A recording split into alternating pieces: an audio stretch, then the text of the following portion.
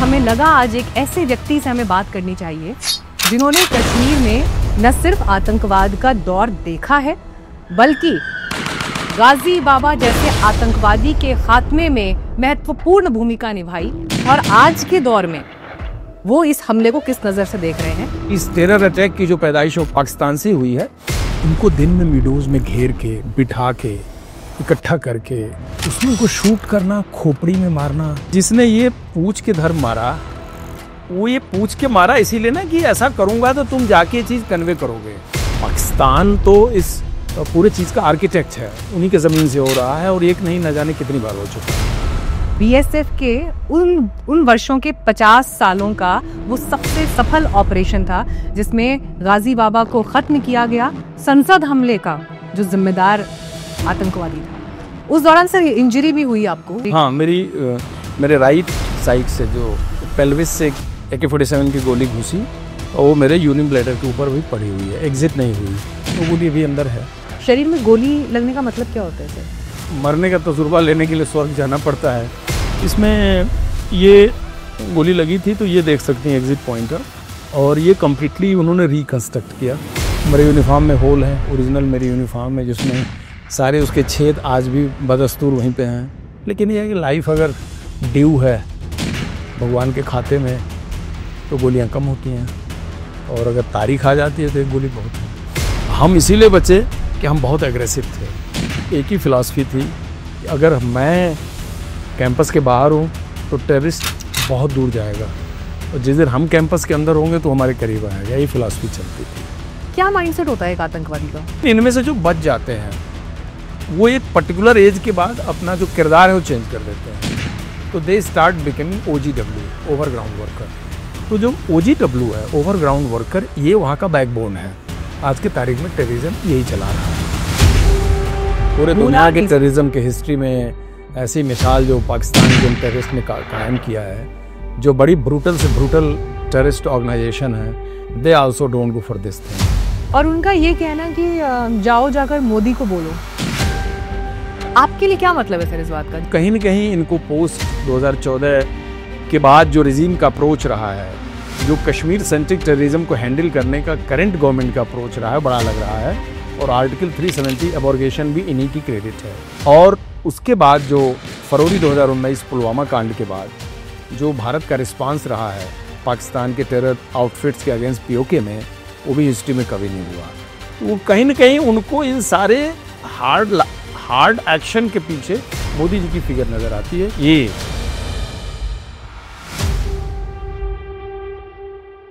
नमस्कार, दी1 इंडिया हिंदी पर आज एक स्पेशल बातचीत आप इस कार्यक्रम में देखने वाले हैं। और ये बातचीत ज़रूरी इस वक्त इसलिए है क्योंकि इस वक्त भारत देश में हर व्यक्ति अपने आप को आहत महसूस कर रहा है, क्योंकि पहलगाम में हुए हमले के जितने वीडियोस एक एक करके सामने आ रहे हैं, हर इंसान के मन में ये एक बार ज़रूर आता है कि बाई चांस अगर मैं वहाँ होता, या मैं वहाँ होती, या मेरे परिवार का कोई सदस्य वहाँ होता या होती, तो आज उस कष्ट से हम गुजर रहे होते। और ये कष्ट सिर्फ उन 26 परिवारों का नहीं है, ये हर हिंदुस्तानी का है आज की तारीख में। उसके बाद के पॉलिटिकल, सोशल, टेररिज्म को लेकर जिस तरह की बातें हो रही हैं, दुनिया के लिहाज से जो घट रहा है, भारत के साथ कौन खड़ा होगा, नहीं खड़ा होगा, पाकिस्तान को किस तरह से जवाब दिया जाएगा, युद्ध होगा, नहीं होगा, सवाल हमारे पास कई हैं। लेकिन हमें लगा आज एक ऐसे व्यक्ति से हमें बात करनी चाहिए जिन्होंने कश्मीर में न सिर्फ आतंकवाद का दौर देखा है बल्कि गाजी बाबा जैसे आतंकवादी के खात्मे में महत्वपूर्ण भूमिका निभाई, घायल हुए, जख्मों की पीड़ा झेली। सिर्फ उन्होंने नहीं, उनके परिवार ने भी झेली। उनका अनुभव उस वक्त का क्या था और आज के दौर में वो इस हमले को किस नज़र से देख रहे हैं। हमारे साथ BSF के डेकोरेटेड ऑफिसर रहे नरेंद्र नाथ दुबे जी आज मौजूद हैं। सर, सबसे पहले तो आपका बहुत बहुत स्वागत है, and it's an honour for me sir, आज आपके साथ बैठकर मुझे बात करने का अवसर मिल रहा है। यूजुअली सर ऐसा होता है कि जब हम किसी से मिलते हैं तो एक वार्म वेलकम के साथ, हंसी मजाक के साथ हम बातचीत की शुरुआत करते हैं, लेकिन आज ये आपकी और मेरी मीटिंग भी उस सिनेरियो में नहीं हो रही है। ये पहलगाम हमले के बैकड्रॉप में हो रही है, और वो भी तब हो रही है जब आप अभी श्रीनगर से इमीडिएट लौटे हैं। इनफैक्ट जब मैंने आपको फ़ोन किया कि मैं आपसे इस विषय पर एक बातचीत करना चाहती हूँ, तो आपने कहा मैं अभी श्रीनगर में हूँ, वहाँ से लौट रहा हूँ। परसों रात को ही लौटा मैं कुछ भी और पूछूं, मैं सबसे पहले यही जानना चाहूँगी कि श्रीनगर में अभी हो क्या रहा है। देखिए, there is a pall of gloom. पूरे कश्मीर में मैं जो देख पाया कि एक बड़ी अलग तरह की जो दुख की साया है वो है। लोग सहमे हुए हैं, डरे भी हैं, परेशान भी हैं, क्योंकि अचानक जो एक टूरिस्ट का वहाँ मेला लगा हुआ था वो बहुत ही कम हो गया है। और आतंकवाद से तो हम लोग पिछले करीब 35 साल से जूझ रहे हैं। जो सक्रिय आतंकवाद है कश्मीर का, टेररिस्ट ने बहुत सारी फायरिंग की, बहुत इनोसेंट किलिंग्स करी हमारे लैंड पे। यूनिफॉर्म फोर्स के साथ उनका थोड़ा मैं समझ सकता हूँ कि एक हमारा कॉम्बैट बिल्कुल राइवलरी है कि आप हमको 2 मारेंगे तो मैं आपको 4 मारूंगा। हम लोग यूनिफॉर्म में हैं, गन के साथ हैं, वर्दी दिखती है, और उनको कोई आर्म्ड रेसिस्टेंस कश्मीर में मिलता है तो फोर्स पर्सनल से ही मिलता है। लेकिन पूरी हिस्ट्री में पहली बार हुआ है कि उन्होंने इनोसेंट टूरिस्ट पे, जिनमें उनकी बीवी थी, बच्चे थे, परिवार के बूढ़े लोग थे, जो एक पिकनिक और एक छुट्टी मोड में पहलगाम में गए हुए थे, उनको दिन में मीडोज़ में घेर के, बिठा के, इकट्ठा करके, और जो जितनी डिस्टर्बिंग डिटेल्स हैं वो तो सबको पता है, उसमें उनको शूट करना, खोपड़ी में मारना, खरबूज के तरह से भेजा उनका उड़ रहा है, ब्लड गिर रहा है, बीवी के सामने मारना, बच्चों के सामने मारना, इस तरह की घटना तो पहली बार हुई। और ये जो 26 निर्दोष लोगों की मौतें हुई हैं, मुझे लगता है इसका साया क्लियर कट कश्मीर में भी दिख रहा था। दिखा, बिल्कुल दिखा। और मैं तो एयरपोर्ट से लेकर के श्रीनगर सिटी का जो आउटस्कर्ट का जो थोड़ा बहुत सिचुएशन देख पाया, लोग कम बात कर रहे हैं, उनके अंदर 10 तरह की संभावनाएं और संशय का भी माहौल बना हुआ है, और परेशान है कि ये क्या होगा, मतलब आगे आने वाले टाइम में क्या होगा, इसको लेके हर आदमी अपने अपने कयास लगा रहा है। तो ऐसी घटना, पाकिस्तान तो इस पूरे चीज़ का आर्किटेक्ट है, उन्हीं के ज़मीन से हो रहा है, और एक नहीं न जाने कितनी बार हो चुका। उसके एविडेंस भी हैं, प्रमाण भी हैं, और हर घटना का कोई एविडेंस कितना पता करेगा। जितनी अब तक चीज़ें पता है, सारा पूरी दुनिया को पता है। हाँ, वो तो ये कह रहे हैं सबूत दीजिए आप, मतलब उनका वही 26/11 से उनका चल रहा है, सबूत दीजिए। तो ये बात हुई ना कि हमने कर दिया, अब आप बताओ, अब आप प्रूव करो हमने किया नहीं किया। तो मुझे लगता है सबूत देने का टाइम अब नहीं है। भारत को भी सबूत वगैरह, सबूत देना, सबूत इकट्ठा करना, इन्वेस्टिगेशन करना, वो एक अलग इशू है, वो आप करते रहिए। उसके लिए एक एजेंसी है, नेशनल इन्वेस्टिगेशन एजेंसी ने केस टेक ओवर कर लिया है, they are doing their job. वो अपना जॉब करेंगे, अपने तरीके से चीज़ों को इस्टेब्लिश करेंगे, दुनिया के सामने लेके आएंगे।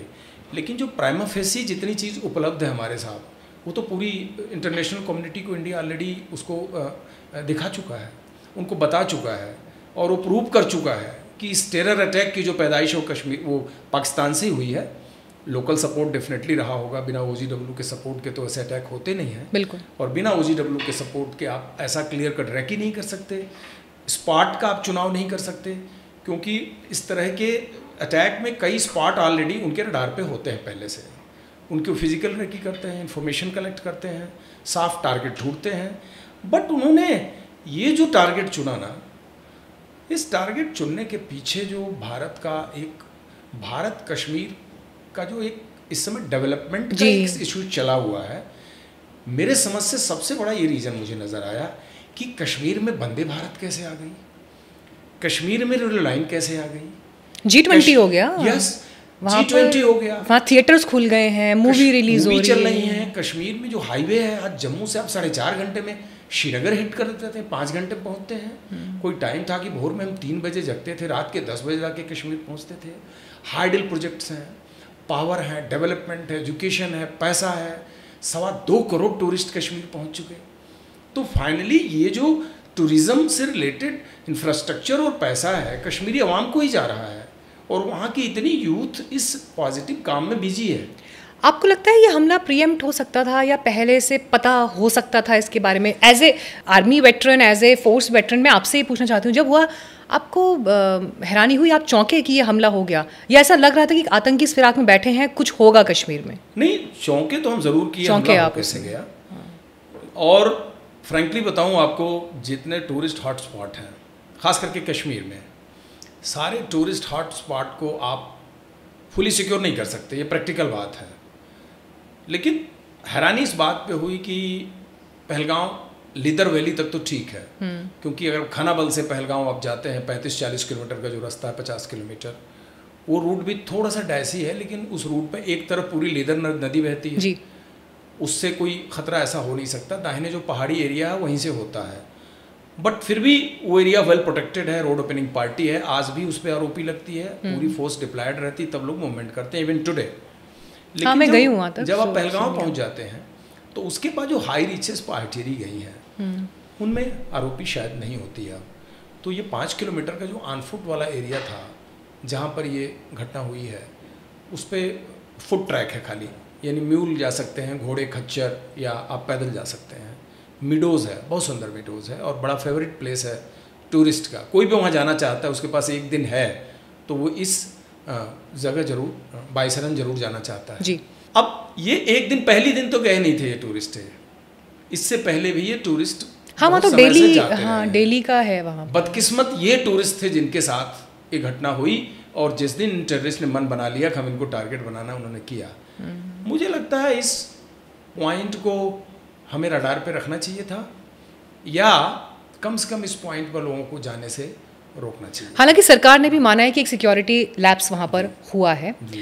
अच्छी बात यह है कि पूरा देश जिस तरह से आतंकवादियों के खिलाफ खड़ा है, या पूरे ऑपोजिशन ने भी जिस अंदाज में सर्वदलीय बैठक में हिस्सा लिया, उमर अब्दुल्ला ने जिस तरह से जो स्पीच दी विधानसभा में, उससे ये दिख रहा है कि पॉलिटिकल क्लास को भी क्लैरिटी है कि हम आपस में जो मतभेद रखते हैं वो आतंकवाद के खिलाफ नहीं दिखने चाहिए, वहाँ पर हमें स्टैंड मतलब साथ में खड़े हुए दिखाई देना है। ये इंप्रेशन देने में तो भारत कामयाब रहा है, लेकिन न्यूयॉर्क टाइम्स में छप गया है कि भारत पाकिस्तान पर हमला कर सकता है, और बैक चैनल टॉक्स हो रही हैं, ये हो रहा है। सर, आम हिंदुस्तानी भी इस वक्त ये सोच रहा है कि दुनिया ऑलरेडी वॉर देख रही है, रशिया यूक्रेन का वॉर, जहाँ पर ये लग रहा था कि यूक्रेन कितने दिन तक टिक पाएगा रशिया के आगे। वॉर शुरू तो हो गई, लेकिन उसको किसी रिजल्ट तक पहुँचाना या किसी फैसले तक पहुँचाना I think is difficult step. और उसी लिहाज से हम देखें, चाहे इज़राइल फ़िलिस्तीन के बीच जो परिस्थितियाँ रहती हैं, तो ऑलरेडी कॉन्फ्लिक्ट और वॉर सिनेरियो दुनिया में है। हम अपने लिए सोचते थे कि हम कंपैरेटिवली एक शांत स्टेबल माहौल में हैं, और उसके लिहाज से हम एक विकास की सीढ़ी, अर्थव्यवस्था के विकास की सीढ़ी, मौके हर फील्ड में अच्छा कर रहे हैं। भारत के इस समय, मैं ये नहीं बोल रही कि पाकिस्तान को आप अटैक मत करिए, या पाकिस्तान को जो जवाब देना है वो पॉलिसी मेकर्स अपने लेवल पर देखेंगे, पर क्या अभी हम वॉर, जो कारण मैंने कोट किए, उस लिहाज से अफोर्ड कर सकते हैं? पाकिस्तान तो ऑलरेडी बर्बाद है ना। वॉर, अगर जनरल प्रिंसिपल ये है कि अगर युद्ध आप अफोर्ड कर सकते हैं तभी युद्ध लड़िए, लेकिन अनफॉर्चुनेटली अफोर्डेबिलिटी फैक्टर को कैटरिंग करके दुनिया में युद्ध बड़े कम हुए हैं। और उसका सबसे बड़ा रीज़न ये है कि कई बार युद्ध आपके सिर पर मंडरा रहा होता है, आपको कॉन्सिक्वेंसेस पता होते हैं। युद्ध में न कोई जीता है न कोई हारा है, और 2 करंट एग्जाम्पल दुनिया में आज के तारीख में मौजूद हैं आपके पास, मिडिल ईस्ट और रशिया यूक्रेन।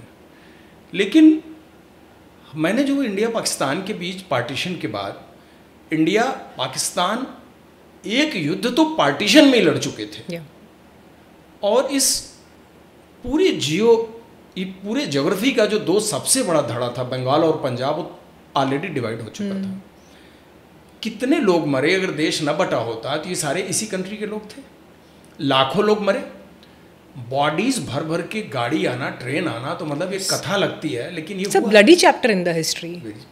वर्ल्ड का लार्जेस्ट ट्रांजिशन 1947 में हुआ। अब उसके बाद क्या हुआ? उसके बाद तो आपको पीसफुल रहना चाहिए, लेकिन 1947 में जो मन में धारणा थी वही अप्रैल 2025 में भी है। नहीं तो किसी भी इतने बड़े कंट्री का chief of army staff non resident Pakistani के मीटिंग में ऐसे शब्द न बोलता जी, जिन शब्दों और जिन थ्योरी के आधार पर 1947 में डिवीजन हुआ था जी। उन्होंने कुछ नहीं किया। मुनीर ने उसी बात को रिपीट किया 2025 में। तो 78 साल बाद अगर वो मुल्क आज भी वहीं खड़ा है, पार्टीशन की उसी फिलॉसफी को आज भी दोहरा रहा है, तो भारत और पाकिस्तान के बीच सॉफ्ट एक्सचेंजेस से मसला कैसे सॉल्व होगा? अब 65 पे आइए, 47 में इन्होंने कश्मीर के 2 टुकड़े हो गए। और दुख की बात है कि जो हिस्सा इन्होंने कश्मीर से चुराया पिछले 35 साल से आतंकवाद की पूरी फैक्ट्री के लिए वही हिस्सा यूज किया। मतलब ये कितने दुख की बात है कि उन्होंने उसी टेरिटरी से वो आतंकवाद फैला रहे हैं, क्योंकि वहाँ अगर नहीं करेंगे तो लाइन ऑफ कंट्रोल के नज़दीक नहीं रहेंगे। 65 में क्या हुआ पूरी दुनिया को पता है। जीता हुआ हाजी पीर पास ताशकंद समझौते में उनको वापस देना पड़ा है। आज हाजी पीर पास हमारे पास होता तो हमारी स्ट्रेटेजिक पोजीशन कुछ और होती। क्यों? क्योंकि हमने सॉफ्ट एक्सचेंज ऑफ डायलॉग किया। वो एक इंटरनेशनल कम्युनिटी के प्रेजेंस में, उनके दबाव में, और एक अमन शांति के लिए करना पड़ता। हाजी पीर पास हमारे पास होता तो आज भारत की स्थिति क्या होती? इससे बहुत ज़्यादा मजबूत होती। ये इनकी टोटल सप्लाई लाइन इनकी कट ऑफ हो जाती और इनका बहुत बड़ा भूभाग हमारे डोमिनेंस में होता। सर थोड़ा सा उसका ज्योग्राफिकल वो भी बताइए रेलेवेंस। अगर आप हाजी पीर पास आप करगिल से ऊपर चले हैं, अगर आप हाँ करगिल तक मैं गई हूँ, करगिल आप गई हैं शायद, वहाँ LOC भी गई हूँ मैं, आपने देखा होगा। और आप लद्दाख जाते हैं तो ये बेसिकली लेफ्ट, यानी अगर आप थोड़ा सा वेस्ट वर्ड जाइए तो एक रूट होता था जो कि इट्स बिफोर सियाचिन से काफ़ी पहले है, और वह एक ऐसी स्ट्रेटेजिक माउंटेन है जहाँ से कि पाकिस्तान की करीब 25 से 27 पोस्टों को डोमिनेट किया जा सकता है। मतलब ये सियाचिन से नीचे है? नीचे है काफ़ी पहले। हाँ, लेकिन ये 27 पोस्ट पाकिस्तान करता हाँ। है। वो एक्सचेंज में देना पड़ा क्योंकि ठीक है गिव एंड टेक, जब एक सीज फायर हो गया। 71 में क्या हुआ? 71 में ईस्ट पाकिस्तान बनने का क्या बुनियाद होना चाहिए? कोई बुनियाद होने की ज़रूरत नहीं थी। पूरे बंगाल की भाषा, रवायत, कपड़ा, खाना पीना, बोलचाल, इवन सिंदूर बिंदी लगाने का भी तरीका एक था। लेकिन 1947 की फिलॉसफी पे आप पूर्वी पाकिस्तान के तौर पे उसे ले लिए। क्या पूर्वी पाकिस्तान को आपने वही चीज़ दी जो पंजाब को दिया? नहीं दिया, क्योंकि पूरी पाकिस्तान की पॉलिटिक्स पंजाब डोमिनेट करता, बाकी तो सब उनके गुलाम हैं। 71 में इनके 2 टुकड़े हुए। अब 99 में आ जाइए। अब 99 में इनका क्या इरादा था कि करगिल की जितनी डोमिनेटिंग ऊंची चोटियां हैं उनमें हम चोरों की तरह से घुस के मोर्चा बना लें, और जो करगिल से लेके लेह वाला हाईवे है उसको हम कट ऑफ कर दें, तो पूरा नॉर्दर्न पार्ट इनका कट जाएगा। मंशा देखिए, तो डिवीज़न से लेकर के 1947 के पार्टीशन से लेके और 1999 तक का जो इनका वेंचर रहा है एक पड़ोसी देश भारत के साथ, वो यही रहा है। इसमें कोई प्रमाण ढूंढने की जरूरत नहीं है। तो ये सारे वार हुए और इनके रिजल्ट आपके सामने हैं। अब इन्होंने ये फिलॉसफी अपनाया, हमारी उसी तक्षशिला जो पाकिस्तान के अंदर है, जो हमारा ज्ञान का केंद्र होता था आचार्य विष्णुगुप्त के सामने, उसी तक्षशिला विष्णुगुप्त की राजधानी थी, और उनका ज्ञान जो चाणक्य नीति है, अपोनेंट दुश्मन अगर बहुत मजबूत है तो फ्रंटल वार मत लड़ो, and they are doing this. 26 साल हो गए, वार नहीं हुआ। लेकिन जिस उस पॉलिसी के तहत हमारे देश के अंदर जो ये इंसर्जेंसी और टेररिज्म को उन्होंने प्रमोट किया, ये इंस्टीट्यूशनली प्रमोट किया, स्टेट स्पॉन्सर्ड टेररिज्म।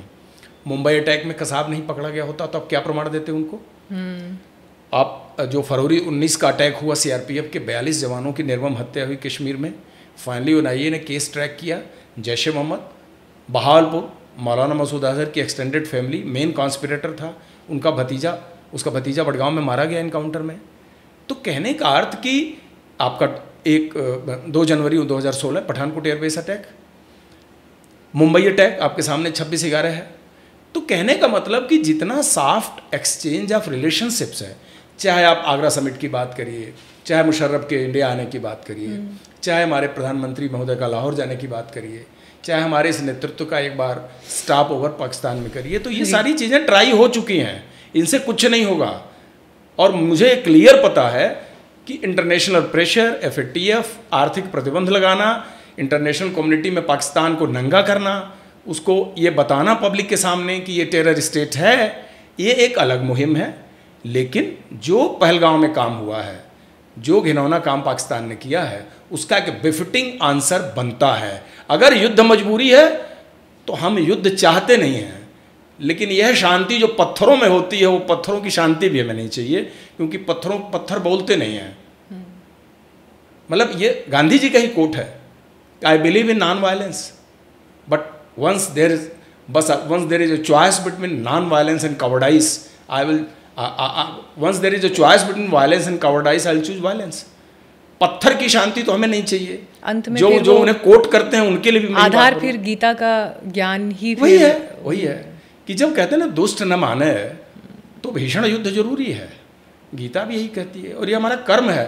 हम इसके बाद अगर एक बहुत करारा जवाब पाकिस्तान को नहीं देंगे तो पब्लिक को हम कैसे बताएंगे? 141 करोड़ के लोगों को कैसे बताएंगे? So war is inevitable? War cannot be ruled out. It's inevitable and war cannot be ruled out. अब क्या इसका एक कन्वेंशनल रूप लेगा या भारत सरकार के माइंड में कुछ और चल रहा है, कोई और उनके इसमें उनकी तजवीज़ है, वो मैं बहुत नहीं बता सकता क्योंकि मुझे उतना पता नहीं है और ये चीज़ें बाहर पब्लिक डोमेन में आती भी नहीं है। लेकिन जो कुछ भी है वो कुछ गंभीर चीज़ तो होगी, और गंभीर चीज़ वक्त की ज़रूरत है। बेशक युद्ध किसी के पक्ष में नहीं होता, किलिंग्स होती हैं, सफरिंग्स होती हैं, लेकिन जब वो युद्ध आपके सिर पर मंडरा रहा हो तो आप कायर बन के बैठ भी नहीं सकते। मेरा तो सर, आम लोग बड़ा बोल रहे हैं इजराइल जिस तरह से वॉर करता है, इजराइल जिस तरह से अटैक्स करता है, स्ट्राइक्स करता है, हम क्यों नहीं इजराइल का मॉडल अपनाते हैं। देखिए, मैं ये बात हमेशा अक्सर अपने डिस्कशंस में, कार्यक्रम में कहती हूँ कि भावनाओं में कोई बात कहना इज़ अ सेपरेट थिंग, व्यवहारिकता में क्या संभव है वो एक अलग बात है। आप इस फील्ड के एक्सपर्ट हैं। इजराइल लाइक स्ट्राइक्स, क्या वो भारत का मिजाज है और भारत का अंदाज है? देखिए, इजराइल अस्तित्व के लिए लड़ता है। अगर उस पूरे भूगोल को देखें तो एक वक्त था कि ज्यूज़ के बैठने की जगह नहीं थी, दुनिया का कोई नुक्ता नहीं था जिस पर जाके ज्यूज़ बैठ सकें। उन्होंने अपनी आइडेंटिटी को इस्टेब्लिश किया और उन्होंने ये मन बनाया कि एज ए राष्ट्र, एज ए कंट्री, अगर हमको वर्ल्ड के मैप पे दिखना है तो वो हमें खुद करना पड़ेगा, कोई हमारी हैंड होल्डिंग नहीं करेगा। तो ये तो क्लियर एग्जाम्पल है कि अगर आपको आग से खेलना है, युद्ध जैसे चीज़ें एडवेंचर करनी है, और जिस दांतों के बीच में जीव की तरह से इजराइल वहाँ बैठा हुआ है, उस तरह से वो तो क्लियर अपने माइंड में कि भाई यहाँ बैठना है, सर्वाइवल है, तो हमें खुद अपनी रक्षा करनी पड़ेगी, और वो उन्होंने किया। हर आदमी बच्चा सोल्जर है, और development, modernisation, weaponry, technology, military training, intelligence, सबसे बड़ी इंटेलिजेंस एजेंसी पराकाष्ठा पे गए वो।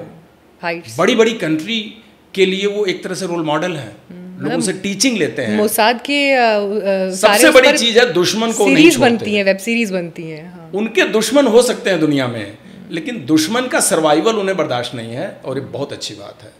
अब बात है कि हम क्यों नहीं करते।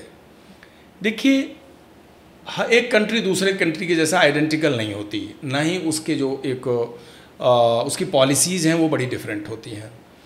और जिस पॉलिसी को लेके भारत अपने आप को एक संविधान लाया, 1947 का एक इतना बड़ा एक उन्होंने रोड मैप तैयार किया कि हम आगे देश कैसे चलाएंगे, तो हमारी व्यवस्था थोड़ी अलग है। हम लोग एक एग्रेसिव पॉलिसी के इनिशिएटर नहीं हैं। हमारे पास उसके कई मॉडल मौजूद हैं कि भाई पहले हम this is our step 1, this is step 2, this is step 3, this is step 4। तो we generally go as per our rule book, as per SOP, as per our constitution. और फर्स्ट एग्रेसर का हमारा पॉलिसी कभी नहीं रहा है। अगर हमारे यहाँ अटैक हुआ भी तो इंडिया ने उसको एक डिफरेंट तरीके से डील किया है, ये लगभग रहा है। इसका नुकसान भी हमको हुआ है, ऐसा मैं नहीं कह सकता कि इस पॉलिसी से एक चीज़ तो है कि वर्ल्ड में आपकी एक्सेप्टेंस लेवल तो बहुत ऊपर होता है, इमेज वाइज आप बहुत बड़े माने जाते हैं, आपकी क्रेडिबिलिटी बहुत ज़्यादा प्रूव होती है, आपके फ्रेंड्स ज़्यादा होते हैं, दुश्मन कम होते हैं।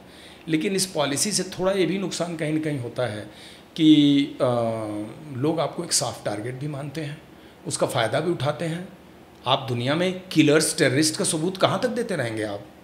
ये टेररिस्ट सबूत छोड़ते हैं, ये टेररिस्ट सबूत नहीं छोड़ते।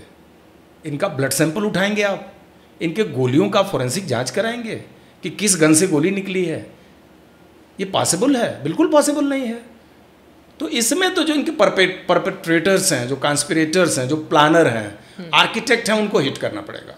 ये तो फुट सोल्जर हैं, ये जो मुजाहिद बन के आते हैं फुट सोल्जर हैं, मृत्यु ये भी डिजर्व करते हैं, लेकिन जहाँ से जिस मानसिकता से होके आ रहे हैं वो हमारे सबसे बड़े दुश्मन हैं। इस हमले के बाद जो एक रिएक्शन कश्मीर में दिखा है, यूथ जिस तरह से सड़क पर निकल कर आया, कश्मीरी यूथ, दुकानें बंद हुई, लोगों ने एक सॉलिडारिटी में खड़े होकर ये बताया कि ये जो अटैक हुआ है ये हम कितने शर्मिंदा हैं। मैं अभी इनफैक्ट कुछ देर पहले सीएम की स्पीच का जिक्र कर रही थी। सीएम का ये कहना कि वो हमारे मेहमान थे और हम उन्हें सकुशल घर नहीं भेज सके, ये हम पर लानत है। ये बहुत बड़ी बात है। सदन से, विधानसभा के भीतर से ये बात कहा जाना। मीरवाइज उमर मस्जिद के अंदर बैठकर ये बोल रहे हैं कि जिस तरह से ये कत्लेआम हुआ है हम उसकी मजम्मत करते हैं कि आपने धर्म, मतलब ये स्वीकार करना कि आपने रिलीजन पूछा फिर मारा, ये कश्मीरियत पर वो है। कोई भी कम्युनिटी होगी इसे एम्बेरस फील तो करेगी। सीएम का कल बयान था। मैं ये जानना चाहती हूँ आपने क्या इससे पहले इस तरह के स्टेटमेंट इतने स्ट्रांगली आने उल्टा था, वो मैं आपको बताता हूँ। That's what I want to ask. Pakistani terrorist हम मारते थे, उसकी बॉडी को टेक ओवर करने के लिए पब्लिक हज़ारों के भीड़ में सड़क पे आती थी कि इस पाकिस्तानी टेररिस्ट को हम मेहंदी लगाएंगे, हम इसको सजाएंगे, हम नमाज जनाजा हम पढ़ेंगे। एक टाइम वो हमने देखा है। उसको ओन अप पब्लिक, करना है। आप बताइए, पाकिस्तानी टेररिस्ट मारा गया भाई, उसको क्लेम करने का आपका क्या मतलब है? और ये किस साल की बात है? ये सब 1993, 94, 95, 2000, 2002, 2000 तक था। 2001-2 में फिर आना बंद कर दिए सामने। ये भाई ये आपका पाकिस्तान का आया है ना, पाकिस्तान की किसी को आने दो ना लेने के लिए बॉडी। पाकिस्तान गवर्नमेंट तो क्लेम नहीं कर रही कि हमारा आदमी है। तो लोकल लोग फॉरेन टेररिस्ट के साथ अपने को इतना कनेक्ट करते थे तब, क्योंकि नया नया इन्फ्लक्स हुआ था फॉरेन टेररिस्ट फाइटर का, तो उनको लोग अपना गाजी मानते थे, एक मसीहा मानते थे। और यही अभी लेटेस्ट पाकिस्तान की वीडियो देखिए जितने यूट्यूब पे है, और आप उनके चीफ ऑफ आर्मी स्टाफ का बयान है कि कश्मीरी भाइयों तुम हमारे गले की नस हो, हम तुम्हें नहीं छोड़ सकते। एक चीफ बोल रहा है। अभी देखिए ना, ये तो अभी 3 दिन 5 दिन 10 दिन पहले की बात है। तो उस समय भी जो पाकिस्तान में हैंडलर है उनका यही ऑब्जेक्टिव होता था कश्मीरियों को बताना कि तुम्हारे सेवियर हम हैं, हम तुम्हें आज़ाद कराने के लिए आए हैं। हम 500 किलोमीटर से आ गए, 200 किलोमीटर से आ गए, तो तुम क्या गन नहीं उठाओगे? तुम उठाओ, हम तो मरने के लिए तैयार हैं। यही तो उनका पर्पस था, रिडिकुलाइज करने का। लेकिन आज के तारीख में आप पहलगांव इनोसेंट किलिंग्स के बाद जो ओवरऑल कश्मीर में रिएक्शन हुआ है, जो एक उन्होंने इस बारबैरिक घटना को वाकई में कंडेम किया है और इसके लिए वो सड़क पे आए हैं। अब आप सबसे बड़ी दुख की बात है कि अगर टेररिज्म जीरो पे चला गया, हजारों लाखों जो कश्मीरी यूथ इस टेररिज्म, इस टूरिज्म के अंदर एम्प्लॉयमेंट लिए थे, वो अभी कहाँ जाएंगे? उनका माइंड अभी कहाँ डाइवर्ट होगा? टैक्सी वाले टैक्सी लेके खड़ा होगा, होटल खाली होगा, और जो पोनी, खच्चर, घोड़ा, गंडोला वाला, खाना खिलाने वाला, मैगी बनाने वाला, सड़क पे बैरियर लगाने वाला, टोल टैक्स लेने वाला, मार्केट के अंदर शिकारा वाला, बोट वाला, ये कहाँ जाएगा? ये हज़ारों यूथ देखा जाए तो इनके रोज की दहाड़ी डाउन हो गई। तो इस यूथ, अब ये यूथ वल्नरेबल है, इस यूथ को, इसी यूथ को यूज करना चाहता है पाकिस्तान का टेररिस्ट कि इनको टूरिज्म मारो, टूरिज्म को जीरो करो, और उसमें जो एम्प्लॉयमेंट जनरेट हुआ है इनको अनएम्प्लॉयड करो और इनको फिर अपने काम के लिए यूज करो। मतलब मैं इनफैक्ट कुछ बातें इसलिए भी हाईलाइट करती हूँ क्योंकि आई एम श्योर अभी इस बातचीत को बहुत से लोग जो दिल्ली में कश्मीरी बसे होंगे, दुनिया के किसी भी कोने में होंगे, कश्मीर में भी लोग देख रहे होंगे, लेकिन आतंकवाद के साए के नीचे उस ह्यूमनली फीलिंग को कहीं पर हमें नज़रअंदाज नहीं करना चाहिए। ये रिस्पॉन्सिबिलिटी भी समवेयर हमारी है। बिल्कुल सही। मैं यकीनन मान सकती हूँ कि एक लेवल पर लोकल सपोर्ट आतंकवादियों को मिला है, तब जाकर वो इतना बड़ा हमला एग्जीक्यूट कर पाए। वो मेरी तो सक्सेस का कारण हो ही रहा है। हाँ, उसको आप तथ्यात्मक रूप से डिनाई नहीं कर सकते। लेकिन उसी के बीच में हमने वो तस्वीरें देखी हैं जहाँ पर एक यंग लड़का है, अपने कंधे पर जो है एक दूसरे टूरिस्ट को बिठाकर पूरा उस वैली से नीचे उतार कर लेकर आया है। या अगर फल वाला फ्री में फल बेच रहा है कि नहीं आपके लिए पानी और सब चीज़ें व्यवस्थाएं जो हम कर रहे हैं, अब कोई वहाँ पे टैक्सी का चार्ज नहीं ले रहा है, कुछ भी नहीं ले रहा। कई बार क्या होता है ना, नेगेटिविटी के नीचे कुछ पॉजिटिव जो घटनाएं घटी हैं लोग उसको भी नोटिस नहीं कर पाते। बिल्कुल। लेकिन हम साथ हैं और ये हमारे अपने लोग हैं। ये नहीं हो सकता ना हम वहाँ घूमने गए लेकिन जब मन आया तब वहाँ की इंटेग्रिटी पर सवाल खड़ा कर दिया या उस चीज़ पर खड़ा कर दिया। ये समवेयर ये मैसेजिंग ज़रूरी है कि आप इस बात को भी आगे कम्युनिकेट अवश्य करें। और जो लोग वहाँ से लौट रहे हैं जो उस दिन इस हमले को फेस कर रहे थे, उनमें से कई लोगों ने ये बात बताई कि हमको कैसे फ़ोन आया उसके बाद कि आप कहाँ हैं, आप मिल नहीं रहे हैं, आप फ़ौरन लौटिए। जब पैनिक की सिचुएशन उस दौरान क्रिएट हुई, किसी के फ़ोन नहीं लग रहे होंगे, तो जिस होटल में लोग ठहरे हुए थे घर वाले वहाँ उस होटल में कॉल्स कर रहे थे, तो उस तरह की अपडेट्स लेना। तो एक लेवल पर जो घटनाएं घटी, कोई नहीं चाहता था कि ऐसी घटना वहाँ पर हो। और 2019 के बाद अगर हम कहीं सोचें कि टूरिज़्म के लिहाज से जो बेहतरी वहाँ पर हुई है, एक सेटबैक तो उसको लगा है, क्योंकि वो विश्वास बहाली में कि हम जाएंगे तो हम सेफ हैं, थोड़ा समय अब लगेगा। वरना जिस दौर की सर आप जिक्र कर रहे हैं, मैं पर्सनली, हम लोग उस दौर में जब बड़े हो रहे थे, अगर कहीं घूमने जाना होता था तो Kashmir was never on anybody's list. Kashmir एक अलग तरह का लैंड होता था कि वहाँ जाने से पहले सोचना है आपको कि जाना है या नहीं जाना है। उसके कंपैरिजन में उत्तराखंड जाना, हिमाचल जाना, मध्य प्रदेश जाना, केरला चले जाना, तमिलनाडु जाना आपके लिए ज़्यादा अच्छे अनुभव के लिहाज से और हर परिस्थिति में। कश्मीर लगता था कि आपकी पहुँच से दूर है, तो उसको एक कॉन्फ्लिक्ट के नज़रिए से देखा जाता था और थोड़ा सिक्योरिटी कंसर्न रहता था। बिल्कुल। आज भी भारत में सबसे अफोर्डेबल और सबसे सुंदर और सबसे कम टाइम टेकिंग टूरिस्ट प्लेस है तो कश्मीर है, नंबर 1। अब बात आ जाती है लोकल्स की। देखिए, जो ओवरग्राउंड वर्कर है, जो टेररिज्म के मॉड्यूल का हिस्सा है, जो आतंकवाद के पूरे टेंटिकल में एक पार्टनर है, उसकी बात छोड़ दीजिए, वो उसका पर्पज़ अलग है, क्योंकि वो तो फिर कॉमन काज में टूरिस्ट को मारने के लिए ही उसकी भी हिस्सेदारी है। उसके अलावा जितने लोग इस टोटल टूरिज़्म इन्फ्लक्स से उनका फ़ायदा हो रहा है। एक होटल वाले का बिजनेस चल रहा है, पूरा फूड कमोडिटी फल फूल रही है, टैक्सी और कन्वीनियंस वाले का ठीक ठाक चल रहा है, उसके बाद मार्केट फ्लोरिश हो रहा है, गोंडोला चल रहा है, म्यूल है, खच्चर है, हैंडीक्राफ्ट है, जो जाता है वो 10-5 हज़ार का कुछ खरीद के ही लाता है, हाउस बोट है, शिकारा है, फ्रूट्स हैं, ड्राई फ्रूट्स हैं, वहाँ के बहुत सारे प्रोडक्ट्स हैं जो कश्मीर में रिच स्टेट एनीवेज, बहुत रिच स्टेट कश्मीर। मतलब 1994 में जब मैं गया तो कोई चोटी, कोई पहाड़ी वैली की नहीं थी जहाँ पर बिजली की लाइन ना हो, जहाँ पर पानी की लाइन उस दौरान में मेरे गांव में बिजली नहीं थी, मेरे गांव में पानी नहीं था। आज भी मेरे गांव में पानी बाहर का नहीं, बिजली तो है, लेकिन उस समय भी कश्मीर का कोई गांव, जो सबसे एवरेज कश्मीरी, गरीब कश्मीरी भी होता था, वो भी खेत में काम करता था, तो उसका प्रॉपर पैर में जूता होता था, क्लोथ होते थे, जैकेट अच्छी वाली होती थी, और 11 बजे उसका पूरा नाश्ता खेत में जाता था, फिर वो आगे लंच करता था, मतलब एक राजशाही से रहता था वो। अब सवाल यह है कि जिसका इस पूरे टूरिज़्म बिजनेस से फ़ायदा हो रहा है, वो भला वो क्यों सपोर्ट करेगा टूरिज़्म को?